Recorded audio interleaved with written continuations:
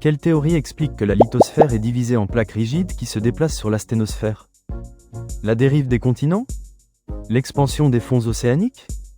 La tectonique des plaques?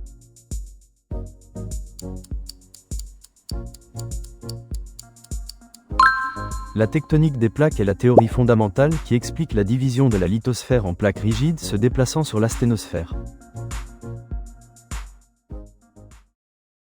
Quelles sont les trois couches principales qui composent la structure interne de la Terre? Lithosphère, asténosphère, mésosphère? Croûte, manteau, noyau? Magma, lave, sédiments?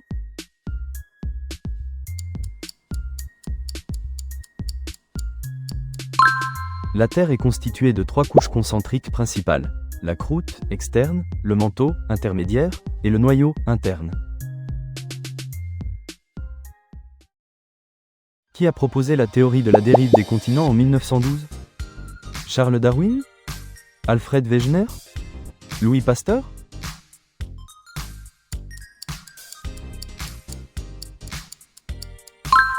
Alfred Wegener a proposé la théorie de la dérive des continents en 1912, théorie qui a été confirmée dans les années 1960 par la découverte de l'expansion océanique.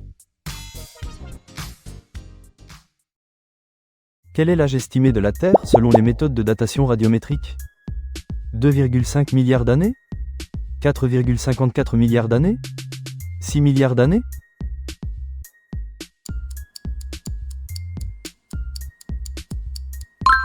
L'âge de la Terre est estimé à 4,54 milliards d'années grâce aux méthodes de datation radiométrique développées au XXe siècle.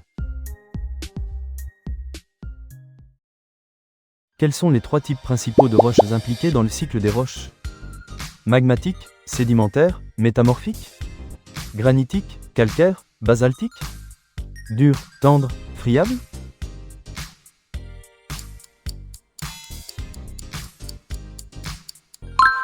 Le cycle des roches est un processus continu de transformation entre trois types principaux de roches: magmatique, sédimentaire et métamorphique. Où sont principalement localisés les séismes et les volcans sur Terre? Au centre des continents? Aux frontières des plaques tectoniques? Dans les zones désertiques?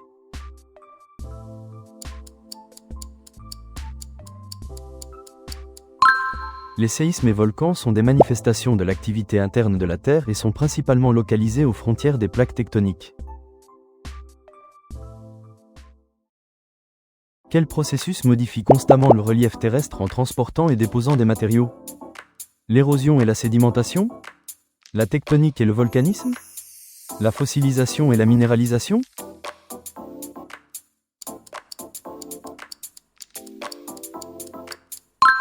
L'érosion et la sédimentation sont des processus de surface qui modifient constamment le relief terrestre en transportant et déposant des matériaux.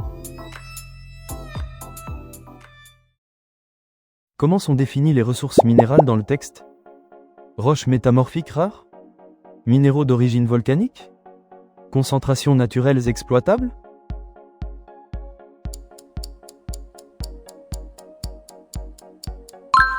Les ressources minérales sont définies comme des concentrations naturelles de minéraux et matières premières qui sont exploitables économiquement par l'homme.